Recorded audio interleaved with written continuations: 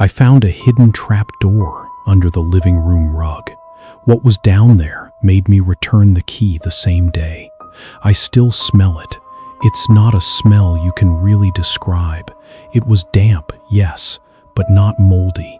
It was a living smell, something breathing. Down there, when my phone's flashlight lit up the back wall, I saw them.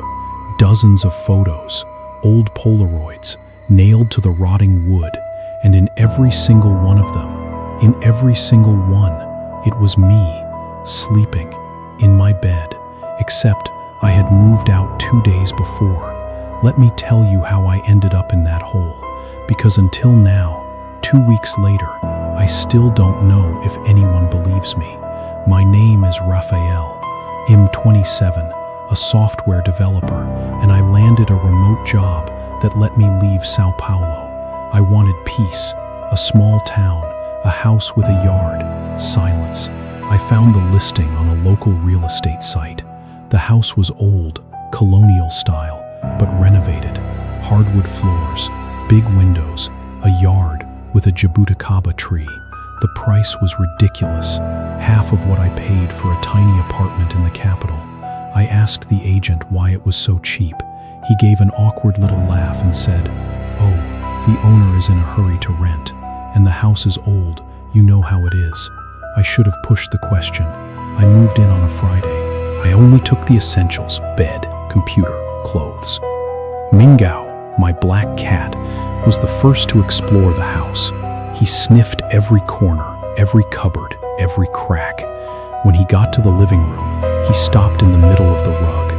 A big rug, dark red, kind of faded, covering almost the entire wooden floor. He just stood there, motionless, staring down. Then he looked at me and meowed. A long, different meow, like he was warning me about something. "What's up, Mingao?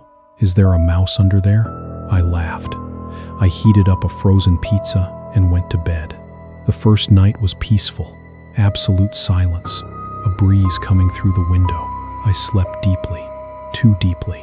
Saturday morning, I woke up with a backache. Nothing major, the kind you get from sleeping in a weird position. But when I looked at myself in the bathroom mirror, I saw them. 3 scratches on my back, near my left shoulder, thin, parallel, as if someone had lightly run 3 fingers across, but they weren't deep. They didn't hurt. It was like a mark. Must have been Mingao, I thought. He must have climbed on me while I slept. Except Mingao once in the bedroom. Ele estava na sala de estar, sitting exactly in the same spot on the rug, motionless, staring down. "What's wrong, buddy? You seeing a ghost?" I made coffee, sat on the couch, started working. The day was normal, the night too.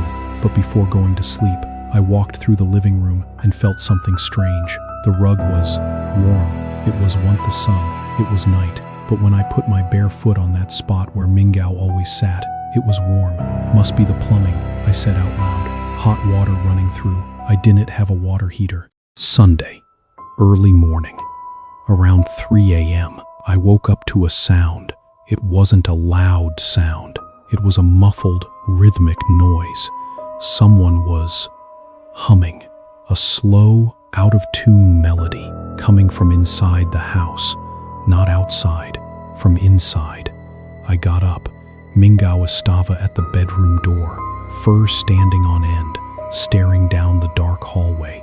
He didn't meow, he just stared. The humming stopped. I walked to the living room. Silence. Moonlight came through the window, lighting up the red rug, and that's when I saw it. The rug was different.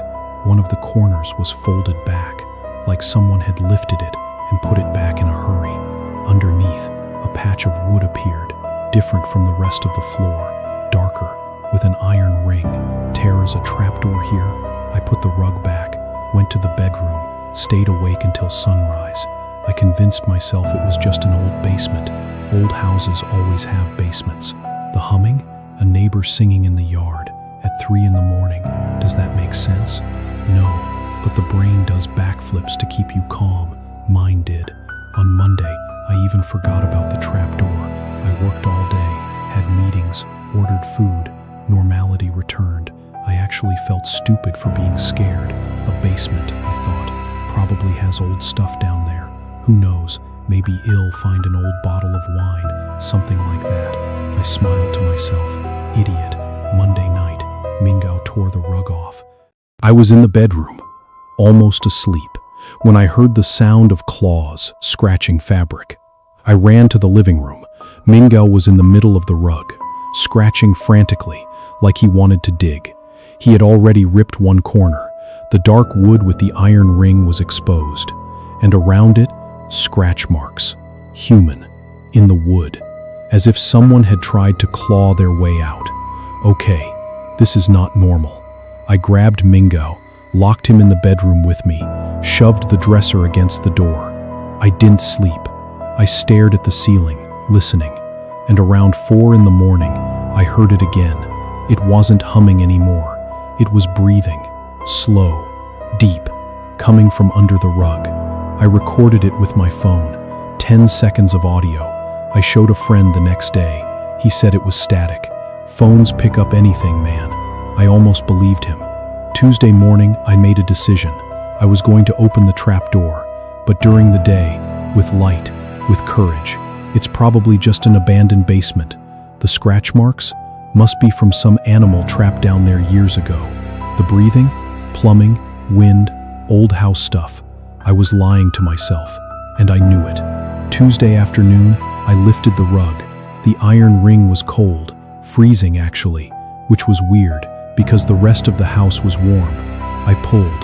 The trapdoor creaked, but opened easily, as if someone had recently oiled the hinges.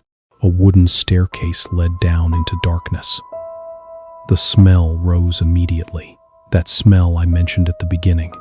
Damp, but not moldy. A living thing. I turned on my phone's flashlight. I went down. The basement was bigger than it should have been. Much bigger. The house didn't look that large from the outside, but down there, it seemed to stretch for yards. Exposed brick walls, hanging electrical wires, a bare bulb on the ceiling, off, and at the back, the wall with the photos, dozens of them, yellowed Polaroids, nailed with thumbtacks, photos of me sleeping, me drinking coffee, me working on my computer, photos from the night before, photos from that morning. I couldn't breathe. My hands were shaking, the flashlight wobbled, and the photos seemed to move, and on the floor, below the photos, there was an old mattress, with blankets, and a plate, with leftover food, fresh food. Someone lived down there, and was still living there. I heard the floorboard creak behind me. My whole body went cold. The flashlight trembled in my hand. I didn't want to turn around. Every instinct, every cell, every primitive part of my brain screamed, "Don't turn around, don't turn around, don't turn around." I turned around. The flashlight lit up a figure in the corner, crouching, thin, so thin, bones showing through pale skin, dark, dirty hair, and it was smiling. The mouth was too wide, the teeth were thin, and it was wearing my shirt. A shirt I had lost, that I thought had disappeared during the move. It tilted its head, like a bird, like a curious animal, and whispered, "You finally came down." I don't remember how I got out. My legs moved on their own. I stumbled up the stairs, scraped my hands on the wood, slammed the trapdoor shut, dragged the couch over it. I grabbed Mingao. I left the house in the dark, drove to a hotel. I stayed in the car, in the parking lot, trembling, for an hour. Mingao on my lap. He was purring. He never purrs. I returned the key the next day, to the same agent. He didn't ask why. He just took the key and looked at me in a strange way, a way that said, "You saw it too, didn't you?" I rented an apartment on the 10th floor. No basement, no attic, no dark corners. But to this day, I lock the bedroom door, and I still smell that smell sometimes, out of nowhere, in the middle of the night, as if there's something under the bed, waiting.